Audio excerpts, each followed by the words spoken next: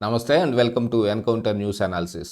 ఈరోజు ఆంధ్రజ్యోతి, సాక్షి పత్రికలో వచ్చిన ప్రధాన వార్తలు, వాటి వెనకున్న అసలు వాస్తవాలు తెలుసుకోవటమే ఈ వీడియో యొక్క ప్రధాన లక్ష్యం.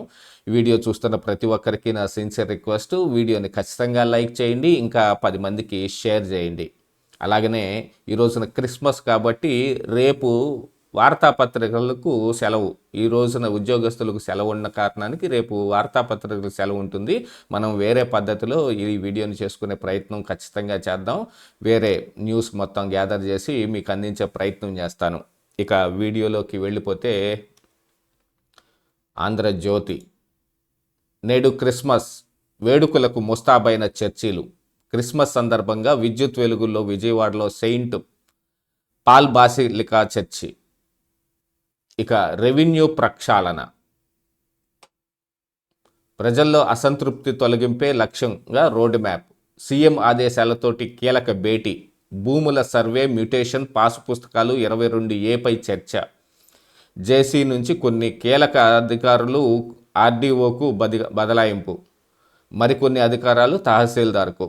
22A నుంచి పట్టా భూములను తొలగింపు. ప్రజల ఇంటి స్థలాలకు నిషేధ విముక్తి. జాయింట్ ఎల్పిఎంలు విస్తీర్ణంలోనూ తేడాలకు నిర్దిష్ట గడువుల్లో పరిష్కారం. సమావేశంలో కీలక నిర్ణయాలు. నిన్న స్వర్ణాంధ్ర 2047పై సమీక్ష సమావేశంలో సీఎం చంద్రబాబు అధికారులందరితోటి కలిసి ఆయన ఒక చర్చ జరపడం జరిగింది. దీంతో పాటుగా ఈ రెవెన్యూలో ప్రక్షాళన చేసి దాదాపుగా 80% ప్రజల్లో సంతృప్తి తీసుకురావాలనేది చంద్రబాబు యొక్క ప్రధాన లక్ష్యంగా కనపడుతుంది. కాకపోతే రెవెన్యూలో ఈ రోజున కొత్తగా వచ్చిందేం కాదు, గతంలో ఈ పద్ధతిని తీసుకొచ్చి రికార్డులన్నీ మెయింటైన్ చేయటం మొదలుపెట్టిన బ్రిటిష్ సర్కారు దగ్గర నుంచి ఇలాంటివే జరుగుతున్నాయి. అప్పుడు వాడుతున్న చొక్కల భూములు కావచ్చు, ఇట్లాంటివి చాలా రకాలైనవి ఇంకా అలాగనే మనం మెయింటైన్ చేస్తూ ఉన్నాం. రికార్డుల మెయింటెనెన్స్ వాళ్ళు స్టార్ట్ చేసి వెళ్ళారు కాబట్టి అదే కొనసాగుతూ వచ్చింది. నిన్న మొన్నటి దాకా చూసారంటే రిజిస్ట్రార్ ఆఫీసులో రిజిస్ట్రార్కి ఓ పెద్ద చైరు, సింహాసనం లాగా ఏర్పాటు చేసేవాళ్ళు. అవన్నీ మొన్ననే తీసేశారనుకోండి. మొన్నటి దాకా మనం కొనసాగిస్తూనే వచ్చాం కదా ఇలాంటివన్నిటివి. అలాగనే రెవెన్యూలో కూడా ఇందులో జరిగే అవకతవకలు ఇవన్నీ కూడా ఇలా కంటిన్యూ అవుతూనే వస్తూనే ఉన్నాయి. దీన్ని 80% దాకా దీన్ని ప్రజల్లో సంతృప్తి తీసుకురావటం అనేది ఇది చాలా పెద్ద మిషను. అంత దాకా వచ్చే అవకాశమే లేదు. రెవెన్యూ డిపార్ట్మెంట్లో ఎన్ని ప్రయత్నాలు చేసినా అందులో జరిగేది జరుగుతూనే ఉంటుంది. ఇక ఇస్రో బాహుబలి గ్రాండ్ సక్సెస్. నిప్పులు చిమ్ముతూ LVM-3 M6 నింగికి. భారత్ అంతరిక్ష రంగ చరిత్రలో తొలిసారి 6000 కిలోల అతి భారీ శాటిలైట్ ప్రయోగం. అమెరికా బ్లూబర్డ్ బ్లాక్ 2 దిగ్విజయంగా కక్షలోకి. ప్రపంచ సమాచార వ్యవస్థలో పెను విప్లవం. ఒక శాటిలైట్ని కక్షలోకి ప్రవేశపెట్టారు. అది విజయవంతంగా జరిగింది నిన్న అర్ధరాత్రికి. ఇక కాస్మెటిక్ కాంట్రాక్టర్లో కిరికిరి. అర్హత లేని సంస్థకు 17 కోట్ల టెండరు. వైసీపీ కీలక నేత మిత్రుడి సంస్థకు లబ్ధి. హాస్టళ్లకు కాస్మెటిక్ సరఫరా టెండర్లు. అనుభవం పరీక్షలో నిలవని విక్టరీ బజార్కి 17 కోట్ల రూపాయల టెండర్ ఇచ్చారంట. దీన్ని మరి ఈ హాస్టల్స్లో బాలబాలికలకు కాస్మెటిక్స్ అంటే నూనె, సబ్బు, షాంపూ, స్నో ఇలాంటి వాటన్నిటిని సప్లై చేయడానికి గతంలో డబ్బులే ఇచ్చేవాళ్ళు. అది చాలట్లేదని పెంచారు. ఆ తర్వాత మరి ఏ కారణానికి వచ్చిందో తెలియదు. ఈ డబ్బులు ఇస్తే వాళ్ళు వేరే వాటికి వాడుకుంటున్నారు వీటిని అని.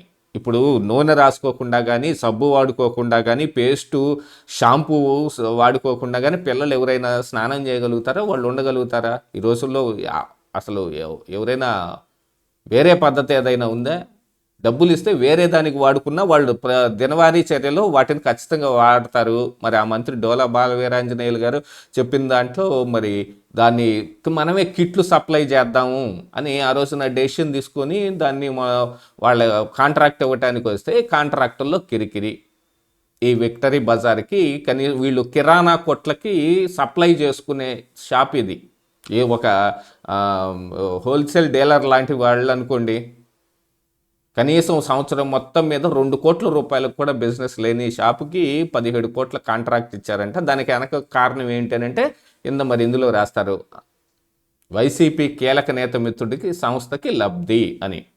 దీంట్లో అధికారులు కానీ లేకపోతే మరి పేషీల్లో కానీ ఇంకా ఈ వైసీపీకి సంబంధించిన వాళ్ళు ఉంటారు, ఉండకుండా ఉండరు. వాళ్ళు లేకుండా మరి పని జరగదు. ఇక మరి వాళ్ళు వచ్చినప్పుడు వాళ్ళ హస్తవాటం చూపిస్తుంటే కొరడా చూపించాల్సింది వీళ్ళదే. ఇక పోలవరం 2027 జూన్ కల్లా పూర్తి కావాలి. పీపీఏ సిఈఓ యోగేష్ నిర్దేశం. ఢిల్లీ వచ్చిన ప్రతిసారి సీఎం ఇదే స్పష్టం చేస్తున్నారు. త్వరగా పూర్తి చేయాలన్నదే కేంద్రం ఉద్దేశం కూడా. బాధ్యత చేపట్టాక తొలిసారి ప్రాజెక్టు వద్దకు మొదట పునరావాస గ్రామాల్లో పర్యటన, మౌలిక వసతులు పరిహారంపై ఆరా. ఈ పోలవరం అనేది ఓ పెద్ద కామెడీ అయిపోయింది.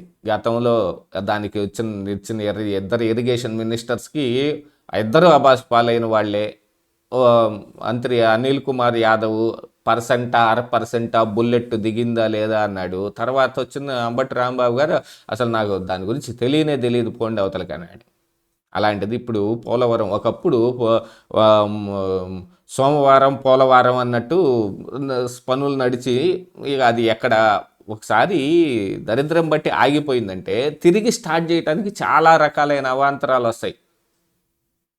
టైం కలిసి రాకపోతే తాడే పాము కాటేస్తుంది అంటారు చూడండి. అలాంటి పరిస్థితి పోలవరానికి తీసుకొచ్చి పెట్టాడు జగన్మోహన్ రెడ్డి.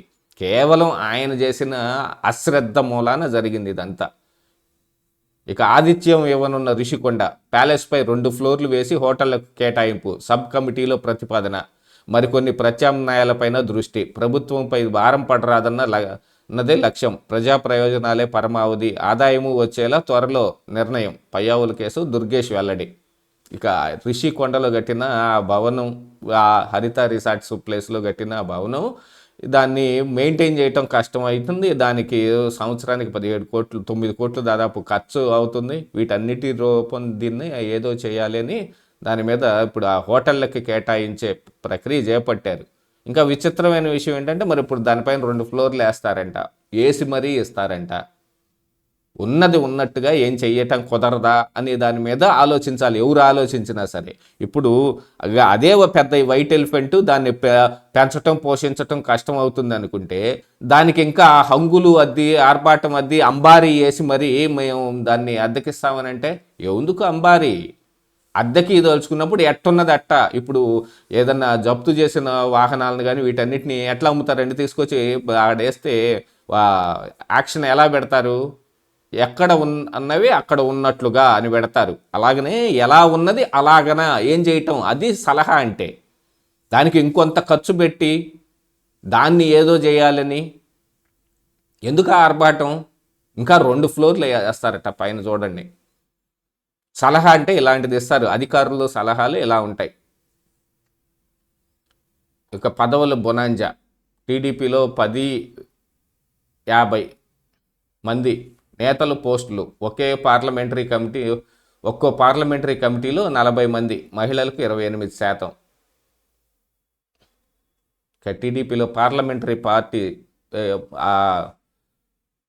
కమిటీల అన్నిట్లో మొత్తం నిర్ణయించడం జరిగింది. అందులో దాదాపుగా 1050 మందికి పోస్టులు ఇచ్చారు. అది పార్టీ పదవులేలేండి. కాకపోతే ఇప్పుడు అధికారంలో ఉన్న పార్టీ అయితే పార్టీ పదవి కూడా చాలా పెద్ద దీంతో సమానం. అందున టీడీపీలో పార్టీ పదవితోటి చాలా అవకాశాలు మెరుగుపడతాయి, ముందుకు వచ్చే అవకాశం ఉంది. వైసీపీలా కాదు కదా వీళ్ళకి. లోపల పేజీల్లో ఒకసారి చూద్దాం. ఇక కోటి పొలానికి లాటరీ వేశాట. ఇది పెనుగంచిప్రోల్లో జరిగింది. అక్కడ ఉన్న నీలంపాటి అమ్మవారు గుడి దగ్గర నుంచి కొంచెం దూరంలో ఉన్న ఆ పెనుగంచిప్రోలుకిలో ఉన్న ఆ పొలాన్ని, ఒక 70 లక్షల విలువ పలికే పొలాన్ని ఆయన ఏం చేశాడంటే 500 రూపాయలకి లాటరీ టికెట్లు అమ్మేశాడు. దాదాపుగా 30,000 లాటరీ టికెట్లు అమ్మే ప్రయత్నం చేశారంట. మరి దాన్ని ఆపిచ్చి పోలీసులు రేపు సంక్రాంతి సందర్భంగా లాటరీ తీసి ఆ లాటరీలో ఎవరి పేరు వస్తే వాళ్ళ పేరును రిజిస్ట్రేషన్ చేసేస్తాడు. దీనికి గాను ఒక పెద్ద స్కాము అంటే ఇలాంటివే మొదలవుతాయి. ఒక పొలం ఎవరైనా అమ్ముకోదలుచుకుంటే ఏం చేస్తారండి, ఎవరైనా బ్రోకర్లకి చెబుతారు, లేకపోతే అవసరం ఉన్నవాళ్ళు పక్క పొలం వాళ్ళు కలుపుకోదలుచుకున్న వాళ్ళు దాన్ని కొనుక్కుంటారు. ఇక ఇప్పుడు ఇది ఇదేం స్కాము, ఇందులో దానికి వీడియోలు తీయటం, సోషల్ మీడియాలో దాన్ని ప్రచారం చేయటం, అంటే అడ్వర్టైజ్మెంట్ చేయటం. డబ్బులు రేంది అడ్వర్టైజ్మెంట్ చేయరు, ఆ డబ్బులు ఖర్చు పెట్టి అడ్వర్టైజ్మెంట్ చేయటం. ఆ తర్వాత ఈ ఈ టిక్కెట్ల అమ్మటానికి ఏజెంట్లను కూడా పెట్టుకున్నారు. ఏజెంట్కి 100 రూపాయలు ఒక్కొక్క టికెట్కి, 500 రూపాయల టికెట్ అమ్మితే ఏజెంట్కి 100 రూపాయలు, అంటే 20% కమిషన్ ఇచ్చి ఏజెంట్లకి టికెట్లు అమ్మించారు. 2 తెలుగు రాష్ట్రాల్లో 30,000 టికెట్లు అమ్మారట. ఏంటి ఎటుపోతున్న దేశం, అందరికీ తెలుగులు బాగా ఎక్కువైపోతున్నాయి.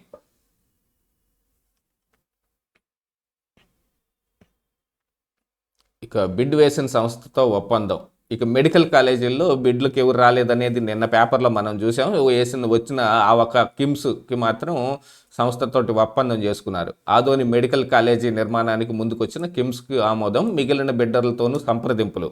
వైద్య విద్య నాణ్యతలో రాజీ లేదు. పీపీపీలో పేదలకు న్యాయమైన వైద్యం. జిల్లాలు మొత్తం కుప్పం సంజీవిని అమలు. పేదలకు నాణ్యమైన వైద్యాన్ని అందించే విషయంలో ఎక్కడా రాజీ పడేది, వెనక్కి తగ్గేది లేదని సీఎం చంద్రబాబు స్పష్టం చేశారు. పబ్లిక్ ప్రైవేట్ పార్ట్నర్షిప్ పీపీపీ విధానంలో చేపట్టిన మెడికల్ కాలేజీల నిర్మాణానికి కేంద్రం మార్గదర్శకాలను అనుగుణంగా వైబిలిటీ గ్యాప్ ఫండ్ సహా ఇతర ప్రోత్సాహకాలు ఇవ్వాలని సూచించారు. ఆదోని మెడికల్ కాలేజీకి నిర్మాణానికి ముందుకు వచ్చిన కిమ్స్ సంస్థతో ఒప్పందం చేసుకోవాలన్నారు. కాలేజీ నిర్మాణం చేపట్టేందుకు అవసరమైన చర్యలు తీసుకోవాలని సీఎం సూచించారు. అలాగే మిగిలిన కాలేజీలకు సంబంధించిన టెండర్ల ప్రక్రియను వేగవంతం చేయడంతో పాటు బిడ్డర్లతో సంప్రదింపులు జరపాలని ఆదేశించారు. బుధవారం సచివాలయంలో వైద్య ఆరోగ్య శాఖలపై ముఖ్యమంత్రి సమీక్షలో ఈ మాట చెప్పారనమాట. ఇక రెవెన్యూ ప్రక్షాళన. ఇక టీటీడీ భూ మార్పిడిపై పిల్లు కొట్టివేత. తిరుపతిలో జరిగిన తిరుపతి మండలం పేరూరు పరిధిలో టీటీడీకి చెందిన భూమిని పర్యాటక శాఖతో పరస్పర మార్పిడి చేసుకుంటంతో పాటు ఆ భూమిని పర్యాటక శాఖ ఓబ్రాయ్ గ్రూప్కి చెందిన సర్వా హోటల్కు కేటాయించడాన్ని సవాల్ చేస్తూ తిరుక్షేత్రాల రక్షణ సమితి దాఖలు చేసిన పిల్లు హైకోర్టు ధర్మాసనం కొట్టేసింది. అలా చేయటం కాదు, దానికి ఆ భూమికి ఇప్పుడు 2 సంస్థల మధ్య ఉన్న భూమి పరస్పర ఒప్పందంతో బదలాయింపు చేసుకుంటే అది ఎక్కువ రేటు ఉన్నదానికి తక్కువ రేటు ఉన్నది ఇచ్చారు అంటే ఆ 2 సంస్థలు చూసుకోవాలి. మధ్యలో వీళ్ళకేంటి, వీళ్ళది అది కాదు, ఓబరాయ్ గ్రూప్కి ఇచ్చిన దాన్ని అభ్యంతర పెట్టడానికి వీళ్ళు చేసి ఆడుతున్న ఓ పెద్ద నాటకం అనమాట. ఇక ఆతిథ్యం ఎవరినో ఋషికొండ. ఇక ఆ మండలాలు నెల్లూరులోనే. ప్రజల అభ్యంతరాల్లో రెవెన్యూ శాఖ నిర్ణయం. 28వ తేదీన కీలక సమావేశం. రాష్ట్రంలో కొత్తగా మదనపల్లి, మార్కాపురం, పోలవరం జిల్లాలను ఏర్పాటు చేస్తూ రాష్ట్ర ప్రభుత్వం గత నెల 27న ప్రాథమిక గెజిట్ నోటిఫికేషన్ విడుదల చేసింది. అలాగే 6 కొత్త రెవెన్యూ డివిజన్లు ఒక మండలాన్ని ఏర్పాటు చేశారు. ఈ పునర్వ్యవస్థీకరణపై నెల రోజుల్లో ప్రజలు తమ సూచనలు, సలహాలు, అభ్యంతరాలు తెలియజేయాలని కోరిన సంగతి తెలిసిందే. ఇప్పటి వరకు జిల్లాల కలెక్టర్లు 500కు పైగా విన్నపాలు, అభ్యంతరాలు వచ్చినట్లు సమాచారం. వీటిలోనూ అత్యధికంగా నెల్లూరు జిల్లా నుంచే ఉన్నాయి. నెల్లూరు జిల్లాలో ఉన్న కలువాయి, సైదాపురం, రావూరు మండలాలు పునర్వ్యవస్థీకరణలో తిరుపతి జిల్లాలోని గూడూరు డివిజన్లో విలీనం చేశారు. ఈ నిర్ణయాన్ని 3 మండలాల ప్రజాప్రతినిధులు తీవ్రంగా వ్యతిరేకిస్తున్నారు. తమను తిరిగి నెల్లూరు జిల్లాలో కొనసాగించాలని కోరుతూ గత కొద్ది రోజులుగా అధికార టీడీపీ నేతలు, కార్యకర్తలే పెద్ద ఎత్తున ఆందోళన నిర్వహిస్తున్నారు. ఇంకా అందుకని దాన్ని ఖచ్చితంగా మారుస్తారు. విశాఖలో అమెజాన్ విస్తరణ. ఇప్పటికే కామర్స్ డెవలప్మెంట్ సెంటరు దాన్ని విస్తరిస్తున్నట్టు పిఐకి వెల్లడి. ఐటీపై దృష్టి సారించినట్లు సమాచారం. ఇక ధర్మవరంలో రక్తాభిషేకం చేసిన వాళ్ళకి పడింది, రంగు పడిందని అదేదో సినిమాలు అంటారు చూడండి, ఆ రకంగా ఫ్లెక్సీలకి రక్తాభిషేకం చేశారు. జగన్ పుట్టినరోజున కార్యకర్తల హల్చల్.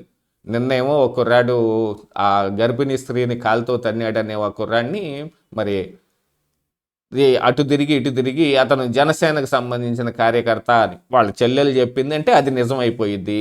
ఇక ఒక జనసేన ఎంపీటీసీ చెప్పాడు అని అంటే ఇంకా అది నిజమైపోయింది. ఆ ఎంపీటీసీ చాలా రోజులుగా పార్టీకి దూరంగా ఉంటున్నాడని ఒక సమాచారం అయితే నాకు వచ్చింది. మరి అది ఎంతవరకు వాస్తవం అనేది వెరిఫై చేయాలి. పోలీసులు కూడా అతని చేతి మీద పవన్ కళ్యాణ్ బొమ్మ ఉంది, అతను జనసేన వీర అభిమాని, పవన్ కళ్యాణ్తో దిగిన ఫోటోలు ఫేస్బుక్లో ఉన్నాయి, ఏమి చూడకుండా మీడియా పోలీసులు కలిసి అతన్ని దుర్మార్గుని చేసేశారు, ఇందులో ఏదో కుట్ర ఉంది. వైసీపీ వాళ్ళు కేక్ కట్ చేస్తుంటే అక్కడికి ఎవరు వెళ్తారండి? జనసేన వాళ్ళు వెళ్తారా? సరే పోనీ ఏదో ఫ్రెండ్షిప్ కొద్దీ వెళ్ళారులే అని అనుకుంటే ఆ పక్కన జరిగిన గొడవల్లో ఆమెతోటి గొడవ పట్టడం అనేది ఏ కింద సూచించుకోవాలి? పోలీసులు కూడా మరి 3rd డిగ్రీ చేశారు, ఆ కుర్రాడి మీద అనవసరంగా కొట్టారు అని అంటే వాళ్ళు కూడా ఏం వెరిఫై చేసుకోకుండానే కొట్టేస్తారా? కనీసం ఆ ట్యాటూ ఉంది అని అంటే ట్యాటూని చూసన్నా ఏం పవన్ కళ్యాణ్ ట్యాటూ ఉంది చేతి మీద అని ఆరాధీరా? ఆ మాత్రం చిన్న కామన్ సెన్స్ పోలీసుల్లో ఉండదు. ఏదో పట్టుబడిన తర్వాత అది మాకు సంబంధం లేదని చెప్పడానికి అనేక రకాలైన కథలు బయటకు వస్తాయి. ఇక ఇప్పుడు రక్తాభిషేకం, ఒక కొడవలు తీసుకొచ్చి ఏటపోతు తలకాయలు నరికిన, ఇప్పుడు అదే వీళ్ళు అంటున్నారు రప్ప రప్ప. నేను టైటిల్ కూడా అదే పెట్టాను, మీరు నిన్న పేపర్ చూసారంటే కనుక అర్థమవుతుంది. ఏటపోతు తలకాయలు నరికినట్టు నరుకుతాం అనే దాన్ని ప్రత్యక్షంగా చేసి చూపించి రక్తాభిషేకం జగన్మోహన్ రెడ్డికి చేశారంట. ధర్మవరం వైసీపీ అధ్యక్షుడు జగన్మోహన్ పుట్టినరోజు సందర్భంగా శ్రీ సత్యసాయి జిల్లా ధర్మవరంలో ఆ పార్టీ కార్యకర్తలు వేట కొడవళ్లతో క్రూరంగా పొట్టేళ్లను నరికి ఫ్లెక్సీలకు రక్తాభిషేకం చేశారు. ఈ విషయాన్ని పోలీసులు ఆలస్యంగా గుర్తించారు. 21న వైసీపీ కార్యకర్తలు పొట్టేళ్ల తల నరికి జగన్ మాజీ ఎమ్మెల్యే కేతిరెడ్డి వెంకటరామరెడ్డి ఫ్లెక్సీలకు రక్తాభిషేకం చేశారు. ఆయనేమో ఊరంతా తిరిగి గుడ్ మార్నింగ్ అనుకుంటా ఆయన కొన్ని నీతి కబుర్లు ఇప్పుడు మళ్ళీ సోషల్ మీడియాలో చెబుతున్నాడు. ఇంకో పక్కనే వీళ్ళు చూస్తేనే ఏటపోతు తలకాయలు నరికినట్టు రప్పా పోస్టర్నే వాళ్ళు చేసి చూపించారు. అంటే ప్రాక్టీస్ చేస్తున్నారు, రేపు అధికారం వస్తే ఈ రకంగా జనాలను నరకటం ఎలాగా అని. ఇది పదవుల బొనాంజా. ఫస్ట్ పేజీలో చూసాం కదా, టీడీపీలో 1050 మందికి పోస్టులు. ఇక ఇచ్చిన మాట కోసం ఇది అసలైన వార్త అంటే ఎలా ఉండాలి. ఇప్పటం గ్రామంలో పవన్ కళ్యాణ్ పర్యటన. గతంలో వైసీపీ దాష్టికాలను ఎదుర్కొన్న నాగేశ్వరమ్మ ఇంటికి ఉప ముఖ్యమంత్రి సంక్రాంతి కానుకగా చీర బహూకరణ. ఖర్చుల నిమిత్తం మరో 50,000, ప్రతి నెల తన వేతనంలోంచి 5,000. ఆమె మనవడి చదువుకు 1,00,000 సాయం. క్యాన్సర్ బాధితుడైన కొడుక్కి సీఎం సహాయ నిధి నుంచి 3 లక్షలు. ఒక్కసారిగా వరాల జల్లు కురిసిందేంటే, దేనివాల జబ్బీ దేతా చప్పడ పాడికే దేతా హే అని హిందీలో ఒక సామెత చెప్పినట్టు, ఏదైనా దేవుడు కరుణించదలుచుకుంటే కప్పు పగలగొట్టైనా ఇస్తాడన్నట్టుగా జరిగింది. క్యాన్సర్ బాధితుడైన అతనికి 3 లక్షల రూపాయల సహాయం అందింది. ప్రతి నెల పవన్ కళ్యాణ్ తన జీతంలోంచి 5,000 ఆవిడకి పంపిస్తాన్నాడు. ఇప్పుడు ఖర్చుల కోసం 50,000. సంక్రాంతి అసలైన పండగ ఏడ కనపడుతుంది.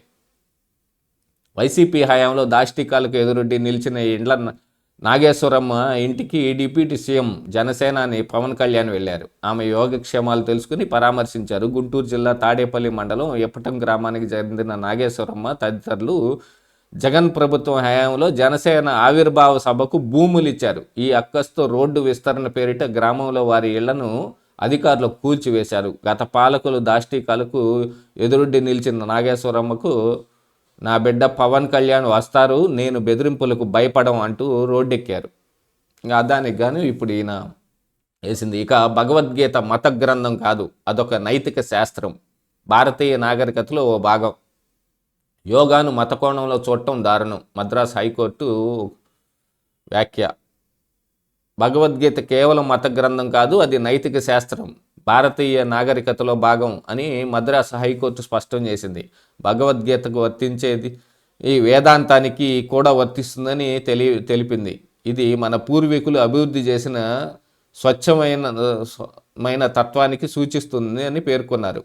యోగా విషయాన్ని మతం అనే కోణం నుంచి చూడటం దారుణం. ఇదేంటంటే, గతంలో ఒక ఆర్ష విద్య పరంపర ట్రస్ట్ వాళ్ళు ఒక పిటిషన్ దాఖలు చేశారు మద్రాసు హైకోర్టులో. చిన్నజీఆర్ స్వామినాథన్ నేతృత్వంలో మదురై ధర్మాసనం ఈ మేరకు వ్యాఖ్యానం చేసింది. ఈ వ్యాఖ్యలన్నీ ఆ సందర్భంగా చేశారు. వాళ్ళకి హోంశాఖ నుంచి పర్మిషన్ రాని కారణానికి ఏంటంటే ఆయన భగవద్గీత బోధిస్తున్నాడు. భగవద్గీత మత గ్రంథం లాగా చూడాల్సింది కాదు, అది మన పరంపరలో భాగం, అలాగే చూడాలి కానీ దాన్ని మత గ్రంథం కింద చూడకూడదని. అట్లాగనే యోగాని కూడా, యోగా జరుగుతున్న రోజున కూడా మనకు తెలిసిన ఒక ఏం చెప్పాలి,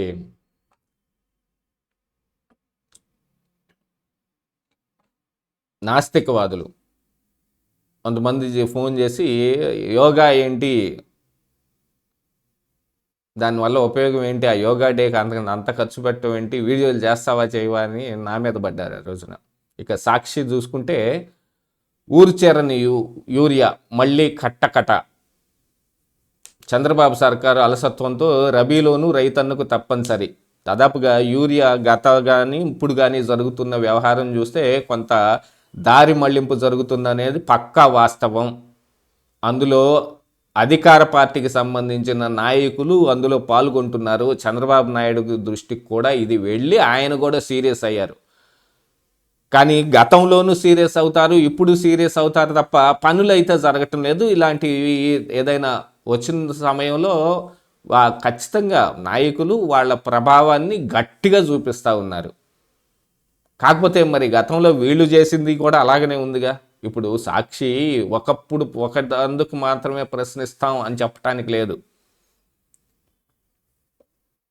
మార్కెట్లో కట్ట ధర 350 నుంచి 500. పురుగు మందులు కాంప్లెక్స్ ఎరువులను బలవంతంగా అంటగడుతున్న డీలర్లు. ఇక ఈరోజు మొత్తం దీనికి కేటాయించేస్తారు. ఇక ఇది సాహో ఇస్రో, ఇందాక చూసాం బాహుబలి. స్టీల్ ప్లాంట్లో 3వ విడత విఆర్ఎస్, 1000 మంది ఉద్యోగులను సాగనంపేందుకు రంగం సిద్ధం. ఆంధ్రుల హక్కు ప్రైవేటీకరణ దిశగా మరింత వేగంగా అడుగులు. ఆ రోజు మీరు ఒప్పుకోకుండా ఉండాల్సింది, ఈరోజున ఎలాంటి పరిస్థితి వచ్చి ఉండేది కాదు. ఇక వైఎస్ జగన్ సర్కారు విద్యుత్ సంస్కరణలతోటి 5253 కోట్లు ఆదా. గత ప్రభుత్వ చర్యలతోటి ట్రూ అప్ ఛార్జీలు కాస్త ట్రూ డౌన్ అయినాయి అనేది రూపంలో చేకూరిన భారీ ప్రయోజనం ఏంటంటే దాదాపుగా 5253 కోట్లంట. 2019-24 మధ్య నిర్వహణ ఖర్చుకు భారీగా తగ్గించిన విద్యుత్ సంస్థలు ఈ 5 ఏళ్లలో ఏపీ ట్రాన్స్కో ఖర్చులో 1878.18 కోట్ల మిగులు, రూపాయలు 3374.75 కోట్లు ఆదా. వార్షిక ఆదాయ వ్యయ నివేదికలో సర్దుబాటు. బిల్లుల్లో 196 కోట్లు వెనక్కిచ్చిన ఈపీడీసీఎల్. మరి షిరిడి సాయి లాంటి సంస్థలకి ఒక్కొక్క ట్రాన్స్ఫార్మరు ఎంతెంత ఖర్చు పెట్టి కొన్నది, దాన్ని ఏమంటారండి? దాన్ని వృధా అనరు. ఈ ట్రూ డౌన్ ఛార్జీలకి మేమే కారణం. మీరున్నప్పుడు ట్రూ డౌన్ అవ్వలేదు కదా. 19 నుంచి 24 దాకా 5 సంవత్సరాల పాటున్న ఓన్లీ ట్రూ అప్లే జరిగినాయి కానీ ట్రూ డౌన్ అవ్వలేదు. ఎందుకని అంటే 5 సంవత్సరాలు చేసిన ఆ కృషి మొత్తం తర్వాత 5 సంవత్సరాల్లో కనపడుతుందా? ఈ సంవత్సరం చేసింది వచ్చే సంవత్సరం కనపడదు. ఏం మాట్లాడతారు, ఏం రాస్తారో వాళ్ళకే అర్థం కాదు పరిస్థితి. ఇక పసుపు పోస్టింగులు, సోషల్ మీడియా కన్సల్టెంట్ల పేరుతో టీడీపీ వారికి పోస్టులు, ఖజానా నుంచి వేతనాల రూపంలో కోట్లాది రూపాయలు. తాజాగా ఏపీ డిజిటల్ మీడియా పేరుతోటి 2 ప్రచార కన్సల్టెంట్లు, నెలకు ఒక్కొక్కరికి 75,000 వేతనం. ఇప్పటికే మంత్రుల పేషీల్లో 44 మంది సోషల్ మీడియా ఎగ్జిక్యూటివ్స్, అలాగే బాబు ప్రచారానికి 85 మంది 2 ఏళ్ల పాటు నియామకం. P4 పేరుతో 170 మందికి టీడీపీ వారికి ఉపాధి. P4 అనేది ఒక పథకం, దాంట్లో ఎవరికి ఇచ్చినా సరే ప్రచార కార్యకర్త ఎవరైనా సరే వాళ్ళకి వేతనం ఇచ్చి తీరాల్సిందే. అందులో ఇప్పుడేంటి వైసీపీ వాళ్ళని తెచ్చి పెట్టుకోవాలా? మీ ఉద్దేశం అదేనా? అలా కాదు కదా. వాళ్ళకి నచ్చిన వాళ్ళని పెట్టుకుంటారు. మీరు గతంలో పెట్టుకుంది అంతే కదా. అసలు డిజిటల్ మీడియాని ఒకటి క్రియేట్ చేసి ఒక దీన్ని మీకు తెచ్చిన గుర్రం దేవేందర్ రెడ్డిని తీసుకొచ్చి పెట్టుకుంటే అతను మీ వైసీపీకి ప్రచారం చేసి పెట్టాడు. ఐ డ్రీమ్స్ ఆయన తీసుకొచ్చి పెట్టుకోలేదా మీరు? ఇక కాసులతో బేరం, పదోన్నతులు ఘోరం. ఇంటర్ విద్యలో సీనియర్లకు అన్యాయం, జూనియర్ అర్హత లేని వారికి అందలం. ఇది నిజమే.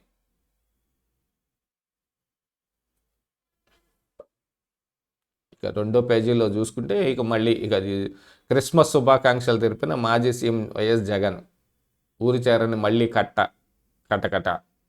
దాన్ని ఒకసారి ఖచ్చితంగా పరిశీలించుకోవాలి. కాకపోతే వీళ్ళు చెప్పినంత స్థాయిలో లేదు కానీ కాకపోతే కొంచెం ఎక్కువగానే ఉంది. పోలవరం ప్రాజెక్టును పరిశీలించిన పీపీఏ బృందం. ఇక పసుపు పోస్టింగులు. సోషల్ మీడియా కన్సల్టెంట్ పేరుతో టీడీపీ వారికి పోస్టులు. రెండో పేజీలో కంటిన్యూషన్ వచ్చింది. ఒక నిరుపేద వృద్ధురాలికి పెన్షన్ ఇవ్వడానికి చేతులు రావు, ఒక వికలాంగుడికి పెన్షన్ ఇవ్వటం మంజూరు చేయడానికి మనసొప్పదు.